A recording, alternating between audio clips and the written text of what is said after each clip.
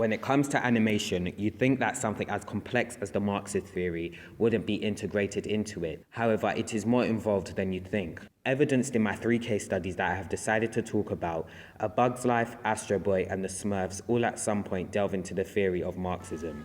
The focus of my essay was mainly class segregation, class revolution, and class exploitation, which was the main incentive behind my title choice, an analysis of the representation of class in a range of films.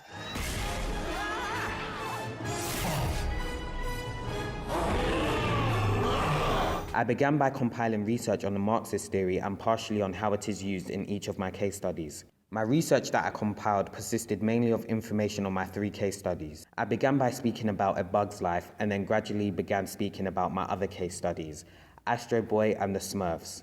I then proceeded to talk about the society and context behind each film in order to cross-reference between the films and the theory. I collated a range of sources to use in order to attain validity and accuracy for my work. I began by conducting book research, and the following books was what I had found: The Communist Manifesto 2002, An Introduction to Karl Marx 1999, Ideology and False Consciousness 1993, and AS Media Study and Revision Guide 2012. I also gathered 2 videos in which I obtained important information from to assist with my analysis of my 3 case studies. One video that I watched was a YouTube video on the political theory of Marxism. This explained Marx's incentive behind creating this theory and what he had hoped to gain by creating it, as well as providing information on where he was born and the type of society that he lived in. Another video that I watched was a 10 hidden messages in animation video sourced from YouTube. This described in particular one of my case studies, Astro Boy, and was very useful when speaking about that case study. The video managed to retain an equal ground on the argument between capitalists and socialists and which way is better. This allowed for me to retain validity throughout my essay. As well as video sources, I also managed to attain web articles that were sourced from online. These included Media Magazine, IFC.com, History Learning Site, and BuzzFeed Community. While compiling this research, I used a very concise and easy site that's in association with my college, which goes by the name of Mahara. This was used in order to collate all my research in one place and to track what I was doing.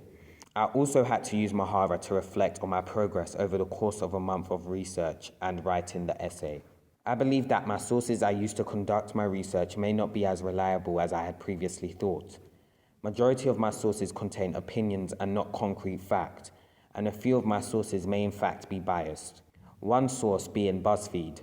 This notion hasn't been rejected either. In fact, the head of BuzzFeed himself has alluded to this claim when speaking about hosting Trump ads. He stated that we don't run cigarette ads because they are hazardous to our health, and we don't run Trump ads for the same exact reason. This could be seen as biased as the political views of John Peretti, the creator of BuzzFeed, has influenced what will and won't be put on his website. One of the books that I researched, The Communist Manifesto by Karl Marx and Frederick Engels, could also be seen as biased, as it only states the benefits of the communist way. However, there is one source that I believe in fact could hold some validity, and that's my interview with media practitioner Mr. Dokon Oyetunde. He states that people could be reading too much into films and decoding things that don't even exist. This is a very good quote as it counters my whole argument on the political messages that exist in animated films. Media Magazine as a source was very reliable in my opinion. Its in-depth description on the definition of representation and its description on realism in film was of use when introducing my essay. This source provided me with quotes in regards to the genre and partially on the importance of an audience. While collating these sources, we had to reference everything we found Harvard style. This is an important way to reference as it allows for the reader to see your sources and how you attained your information. The use of Marxism and other political messages within free animation films was very prominent in my case studies. An example of this is found in Astro Boy. Seen as this is a remake of the 1952 anime Mighty Atom, which included a few of Japanese ideologies in regards to society, you'd think that an American institution would impart their ideologies of society into their version of the film.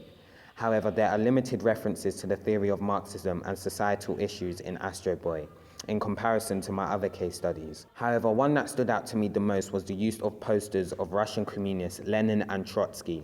This stuck out to me because it was clearly connoting to the similarities between the Robot Revolutionary Front, a revolutionary group that's in Astro Boy, and the Russian Revolutionaries, which was a revolutionary group which existed in Russia in 1917. The conceptualization that they were both trying to overthrow their oppressors and both trying to fight for the same thing, equality, was very much so alluded throughout. There was that ant that stood up to me. Yeah, but we can forget about him. Yeah, it was just one ant. One ant. Another example of societal issues within animation is found in my first case study, A Bug's Life. Is a puny little ant. Did that hurt? Nope. Well, how about this one? Are you kidding? Well, how about this?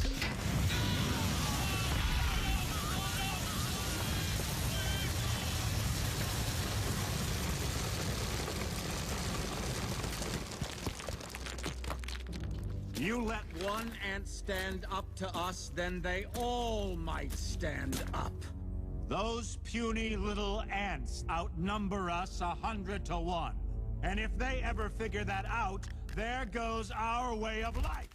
It is a film that centers around the ideologies of class exploitation. This is very evident through the fact that the ants, or the proletariats in this instance, are working for the grasshoppers, the bourgeoisies. This embodies the capitalist society that we live in today, and this was integrated into the film because this is the version of reality that we are implicitly being told to accept.